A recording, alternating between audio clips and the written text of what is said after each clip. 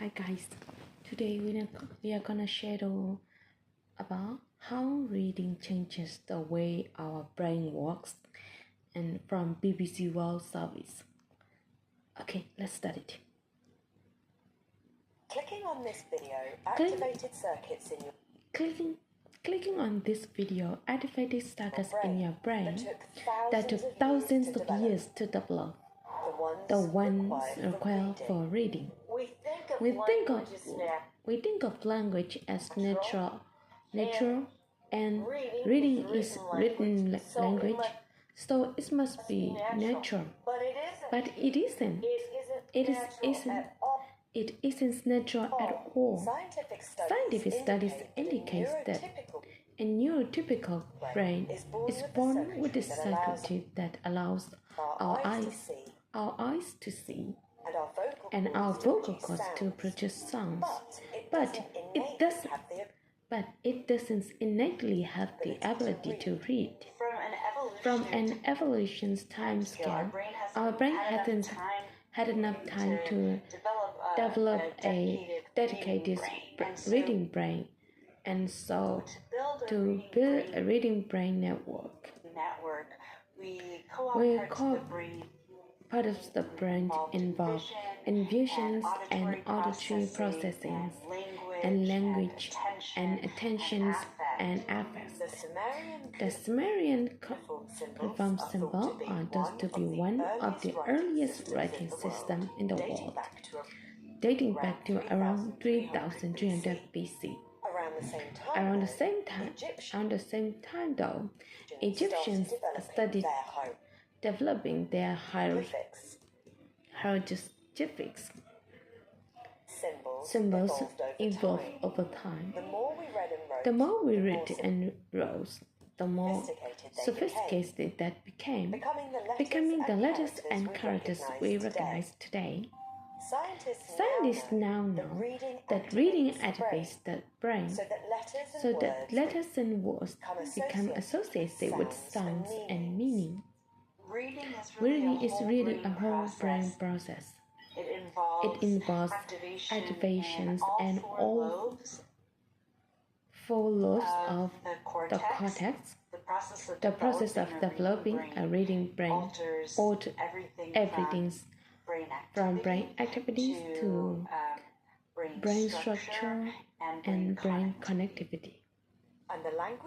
And the language we read also shapes our brains.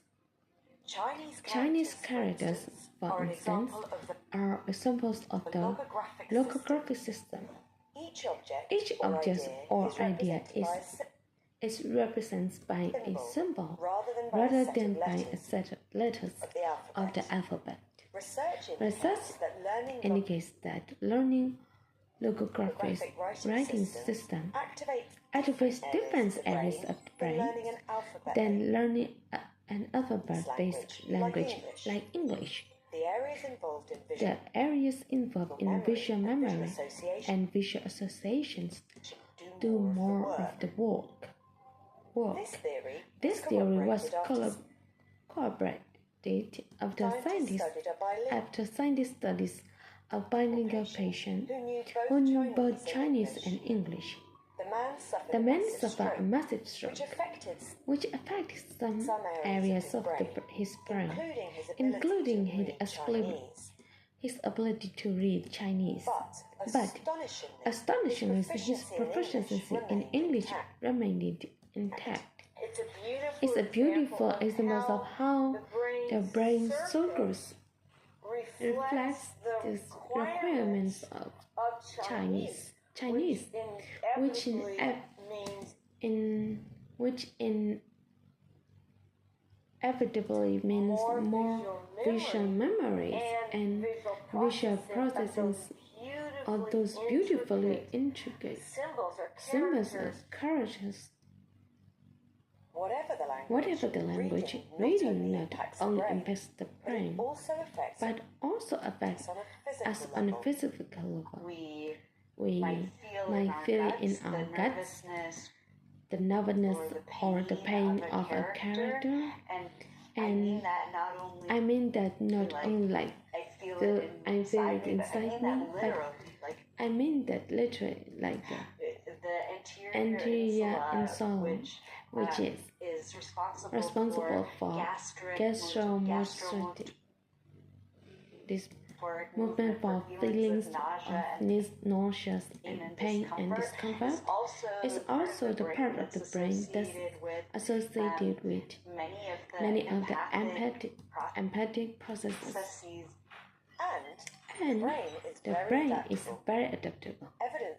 Evidence suggests that it's already changing as a result of new technologies.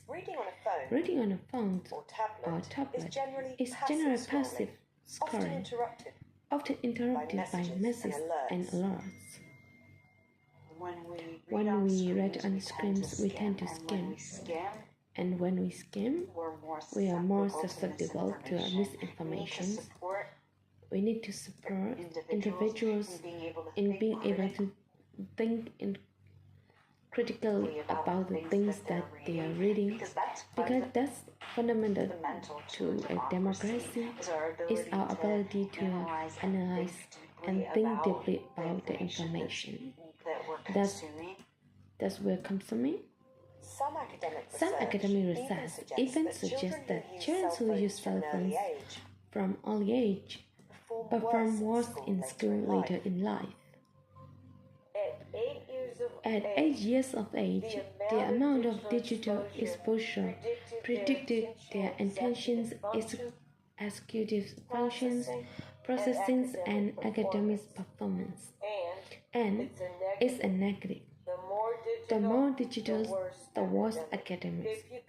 If you can imagine if that brain is constantly being distracted and hyperstimulated, you're going to have them not able to really move from one stimulus to the next without a desire for ever quicker intervals between stimuli. So then you have kids going offline and saying they are bored. It's a relatively new field of research, and some studies suggest that monitors and education focus screen time can be beneficial to children. For parents concerned about navigating the digital world, the advice is to go back to basics. The antidote to all that's happening is the simplest, most beautiful one, and that is to have our children immersed in reading and have a reading life. Our parents and teachers all have to help. They have to model, they have to read to their child, they have to love it themselves. And this is likely to have benefits beyond the individual reader. The power of deeper reading is really fundamental to our humanity. When you read deeply, we change our brains and we change who we are. And that process of changing the minds and hearts of individuals changes societies and allows us to build bigger, more beautiful futures. Okay, that's it. Thank you.